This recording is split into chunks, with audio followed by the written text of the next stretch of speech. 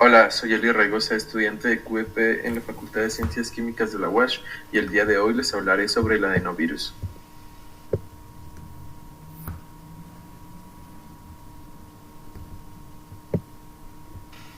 El adenovirus fue descrito por primera vez como un agente viral único en 1953 por Wallace P. Rowe, mientras intentaba establecer cultivos celulares de amígdalas y tejido adenoideo. Fue aquí donde Wallace reconoció un agente transmisible que estaba destruyendo las células epiteliales.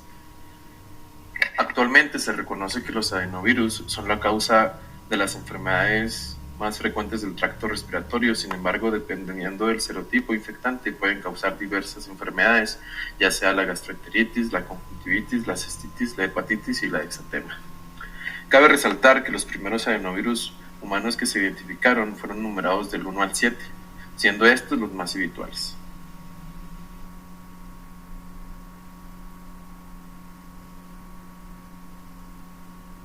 En lo que le respecta a la abreviatura del adenovirus, vamos a encontrar que la abreviatura será ADV, para de esta forma tener el uso más simplificado del mismo.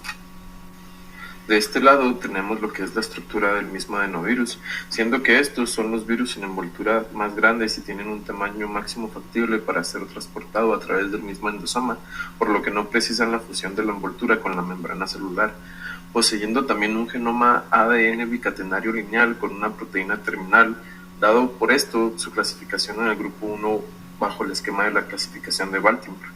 Son de tamaño medio entre 70 y 90 nanómetros, sin envoltura, como ya habíamos dicho, y con forma delta-icosaédrica, conteniendo una cápsida que consta de 240 capsómeros con forma hexagonal y pentagonal, teniendo 12 pentonas que se localizan en cada uno de los vértices y se componen de una base pentona y una fibra que contiene proteínas de adherencia vírica y que puede actuar como hemaglutina. Tanto peptona como la fibra son un inmunógeno y contienen antígenos específicos del mismo tipo. Como vimos anteriormente, el genoma de los adenovirus es de ADN bicatenario lineal no segmentado alrededor como entre unas 30.000 o 38.000 pares de bases, lo que les permite aportar de unos 30 a 40 genes. Aunque es un genoma significativamente más largo que los otros virus del grupo 1 de Baltimore, es todavía muy simple y el virus depende fuertemente de la célula del huésped para su replicación. Una interesante característica del genoma viral es que tiene una proteína terminal asociada con una de las terminaciones 5' del ADN lineal, que son usadas como iniciadores en la replicación viral y aseguran que los extremos del genoma lineal del virus se repliquen adecuadamente para este. Los adenovirus son virus de ADN desnudo que presentan un amplio tropismo tisular. Las infecciones que producen estos virus son íntimamente relacionadas con su tropismo en diversos tejidos, tanto como el adenovirus 1 al 6 llegan a infectar de forma permanente las vías respiratorias, mientras que el adenovirus 8, 19 y 37 infectan de forma constante el ojo.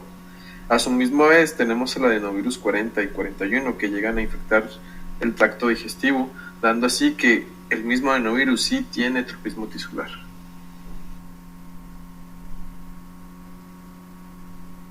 Una cosa curiosa conforme a los adenovirus es que actualmente no se ha encontrado ninguno con la capacidad de mantenerse en alguna célula intermediaria, sino que solo nos dan indicios que se pueden mantener en la célula humana o del huésped que está infectando de principio a fin, no va a tener ninguna otra interacción. Y para que logre esto va a tener proteínas de adhesión viral, en este caso siendo las proteínas de la fibra vírica, y a su vez algún receptor, que en este caso es Coxsackie adenovirus receptor, y también en este caso hay un correceptor que van a ser las integrinas ayudando a recibir este mismo receptor.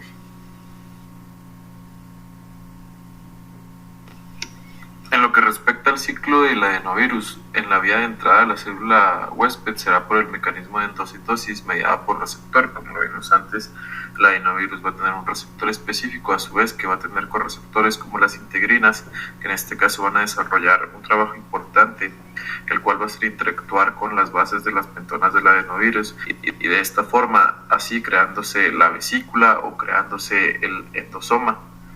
A su vez, este mismo endosoma lo que va a ocasionar va a ser una acidificación, en la cual favorecerá la disociación de la cápsida, liberando así el ADN viral al citoplasma, el cual será transportado con la ayuda de los microtúbulos De acuerdo a la patogenia mostrada del adenovirus y la célula huésped, hay dos principales interacciones entre estas. La primera siendo la infección lítica que se da en el ciclo replicativo completo, produciéndose entre 10.000 y 1.000.000 de virus por célula, las cuales solo llegan a ser infecciosas entre el 1 y 5% de las células, y aparte se da principalmente en células epiteliales. Por otro lado, tenemos la infección latente. La infección latente es una infección crónica que se da principalmente en células linfoides.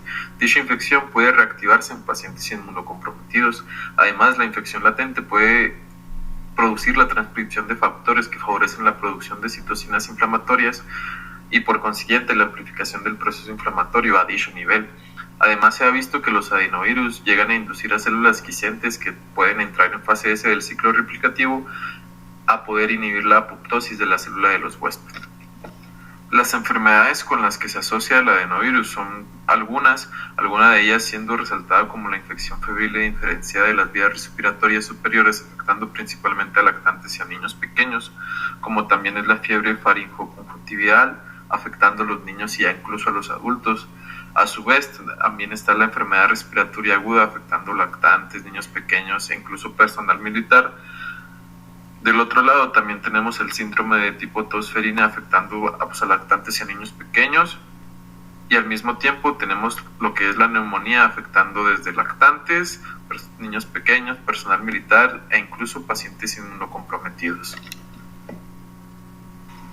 De acuerdo a la sintomatología presentada por adenovirus, es una sintomatología bastante común, incluyendo entre ellas la faringitis, la rinitis, la tos, la infección de oído, la conjuntivitis e incluso la fiebre, siendo así una sintomatología bastante común, en la cual se puede llegar a confundir con alguna otra enfermedad o algún otro virus. De acuerdo al método de diagnóstico más habitual y utilizado en el estado de Chihuahua es la utilización de la PCR. Como todos sabemos, consta de un inicio, que en este inicio solo se llevará la reacción hasta cierta temperatura para que la ADN polimerasa tenga una activación óptima y no tenga ningún fallo en su.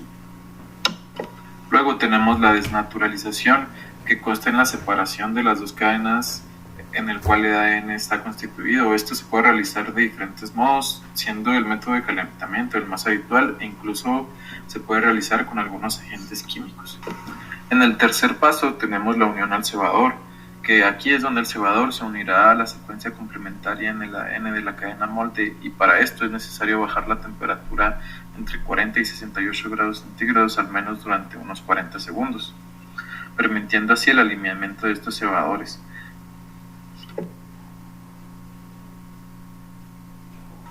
En este último paso, que es la elongación de la cadena, en esta etapa actuará la polimerasa tomando el ADN molde para sintetizar la cadena complementaria y partiendo del cebador como un soporte inicial necesario para la síntesis del nuevo ADN.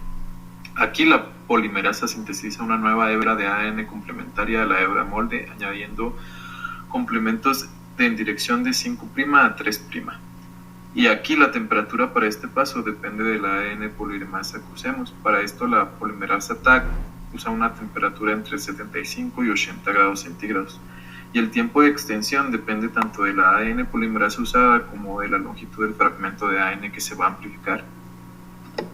En lo que respecta a algún diagnóstico ideal, el adenovirus contiene uno, el cual será la utilización de cultivos celulares derivado de células epiteliales o bien células primarias embrionarias del riñón humano. Utilizándola de la misma forma. Partiremos que comenzaremos de algún pedazo de tejido, el cual disegraremos mecánicamente para así obtener células en suspensión, las cuales vamos a sembrar en algún agar, y aquí solo tendremos que esperar un lapso de 2 a 20 días y veremos que el virus provoca una infección lítica con los cuerpos de inclusión característicos y la muerte celular de estos, utilizando así el método de cultivo celular y viendo que cultivos tienen algún adenovirus o no. De acuerdo a la epidemiología del adenovirus, geográficamente el virus se encuentra por todo el mundo y no existe incidencia estacional. Incluso los síntomas de la enfermedad, aunque se pueden parecer a otras enfermedades de infecciones víricas respiratorias, este virus puede dar lugar a portadores asintomáticos. Su transmisión llega a ser con contacto directo a través de las gotas respiratorias y de la materia fecal, las manos, los vomités, como por ejemplo las toallas, instrumento médico contaminado, etc., el contacto íntimo e incluso las piscinas inadecuadamente acloradas. Y también aquí llegan a correr riesgos desde niños menores de 14 años hasta personas de la tercera edad. Por otro lado, en México mueren alrededor de entre 1.9 y 2.2 millones de personas al año por enfermedades respiratorias agudas, ya que existen algunas dificultades para diferenciar entre enfermedades bacterianas y enfermedades virales en este país.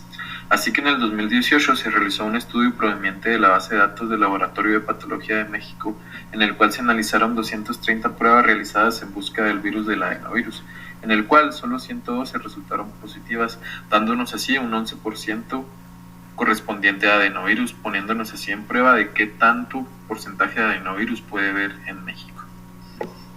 Correspondiente a la parte de histología, aquí nos muestran dos biopsias correspondiente a tejido hepático. En la imagen de la izquierda se observa una célula hepática con una típica inclusión intracelular basófila con halo claro, efecto citoplasmático compatible por la misma infección del adenovirus. Aquí sí podemos observar en la imagen de la izquierda, ahí marcado con una flechita negra. E incluso por la parte de la derecha se observan dos células hepáticas con típicas inclusiones intracelulares basófilas grandes que llenan los núcleos y se extienden al citoplasma, haciendo un efecto citoplasmático correspondiente al mismo efecto del adenovirus. Es aquí cuando podemos darnos cuenta que el adenovirus está infectando las células. Y para recalcar, tenemos esta otra imagen donde igual se observa una inflamación crónica, congestión y hemorrágica, y aquí la flecha apunta a una inclusión intracelular correspondiente a adenovirus, igual que en las otras imágenes, siendo esta imagen solo para recalcar un poquito más de cómo se llegaría a observar en un corte histopatológico. Para este punto de la profilaxis contra el adenovirus, tenemos que lavarnos las manos antes y después de comer o de manejar algún material usado por alguna persona infectada. La nariz o la boca deben de estar cubiertos y no deben de ser tocados con manos o dedos contaminados. El aislamiento y la evitación del trabajo o la escuela cuando está enfermo con una infección fría o viral del adenovirus es importante. El mantenimiento de las piscinas tratadas del cloro adecuadamente, evitar las toallas y utensilios de distribución, etcétera, de alguna persona infectada, e incluso evitar el contacto cercano con alguna persona infectada para evitar cualquier infección.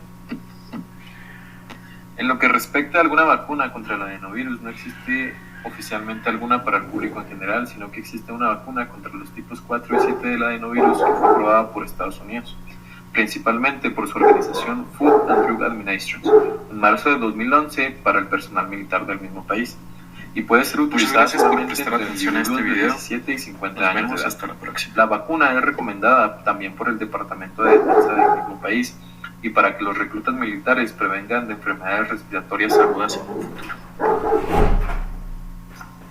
Eso ha sido todo, muchas gracias por prestar atención, nos vemos hasta la próxima.